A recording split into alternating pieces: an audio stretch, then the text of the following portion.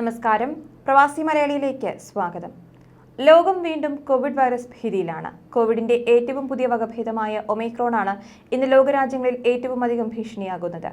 Covid വ്യാപനം ഏറ്റവും അധികം ബാധിക്കുന്നത് പ്രവാസികളെ തന്നെയാണ്. ഒമൈക്രോണും പ്രവാസികളെ നട്ടം തിരിച്ചു തുടങ്ങിയിരിക്കുകയാണ് ഇപ്പോൾ. രാജ്യാതിർത്തികളിൽ നിയന്ത്രണങ്ങൾ കർശനമാക്കി തുടങ്ങിയതോടെ മലയാളികളടക്കം ഒട്ടേറെ പേർ വിദേശയാത്ര റദ്ദാക്കുന്നു എന്നുള്ള റിപ്പോർട്ടുകളാണ് ഇപ്പോൾ പുറത്തുവരുന്നത്.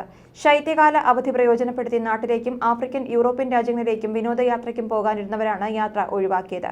പ്രവാസികളിൽ 30% പേർ നാട്ടിലേക്കുള്ള യാത്ര ഒഴിവാക്കിയതായി ട്രാവൽ രംഗത്തുള്ളവർ വ്യക്തമാക്കി.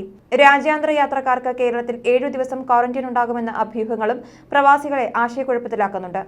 ഒമൈക്രോൺ റിപ്പോർട്ട് ചെയ്യാത്ത ഗൾഫ് രാജ്യങ്ങളിൽ നിന്നുള്ളവർക്ക് ക്വാറന്റൈൻ വേണ്ട എന്ന് പിന്നീട് അറിയിപ്പ് വന്നെങ്കിലും സാഹചര്യങ്ങൾ ഏതു സമയവും മാറി മറിയുമെന്നും വരും നാളുകളിൽ നിയന്ത്രണം കടുപ്പിച്ചാൽ മടങ്ങി വരാനാകുമോ എന്നതും യാത്ര റദ്ദാക്കാനുള്ള കാരണങ്ങളാകുന്നുണ്ട്.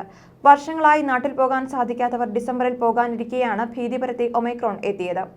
അതേസമയം ഒമൈക്രോൺ വ്യാപനത്തിന്റെ പശ്ചാത്തലത്തിൽ നിയന്ത്രണങ്ങൾ കടുപ്പിക്കാനാണ് കേന്ദ്ര സർക്കാർ തീരുമാനം. കൂടുതൽ കോവിഡ് ബാധ കാണുന്ന ക്ലസ്റ്ററുകളുടെ എല്ലാം ജനിതക ശ്രേണീകരണത്തിന് കേന്ദ്രം നിർദ്ദേശം നൽകിയിട്ടുണ്ട്. കർണാടകയിലെയും പൂനെയിലെയും ഓരോ ക്ലസ്റ്ററുകളുടെ എല്ലാ സാമ്പിളും ആവശ്യപ്പെട്ടിട്ടുണ്ട്. ഒമൈക്രോൺ സ്ഥിരീകരിച്ച രാജ്യങ്ങളിൽ നിന്ന് വരുന്നവരുടെ വീട്ടിലെത്തി നിരീക്ഷിക്കണമെന്നും കേന്ദ്ര സർക്കാർ അറിയിച്ചു. അതേസമയം ഇന്ത്യയിൽ കോവിഡ് ചികിത്സയിലുള്ളവരുടെ എണ്ണം 1 ലക്ഷത്തിന് താഴെ എത്തിയിട്ടുണ്ട്.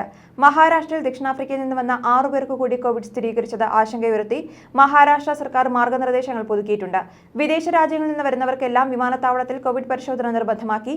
നെഗറ്റീവ് ആയാൽ 14 ദിവസം വീടുകളിൽ ക്വാറന്റൈനിൽ നിൽക്കണം. ഹൈറിസ്ക് രാജ്യങ്ങളിൽ നിന്ന് വരുന്നവർക്ക് 7 ദിവസം നിർബന്ധിത ഇൻസ്റ്റിറ്റ്യൂഷണൽ ക്വാറന്റൈനും ഏർപ്പെടുത്തിയിട്ടുണ്ട്. 2, 4, 7 ദിവസങ്ങളിൽ കോവിഡ് പരിശോധന നടത്തണം.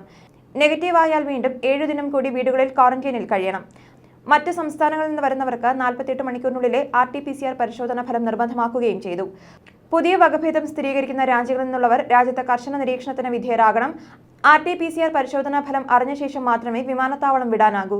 കോവിഡ് പോസിറ്റീവ് എങ്കിൽ നിരീക്ഷണ കേന്ദ്രത്തിലേക്ക് മാറ്റുകയും സ്രവം ജനിതക ശ്രേണീകരണത്തിന് വിധേയമാക്കുകയും ചെയ്യും.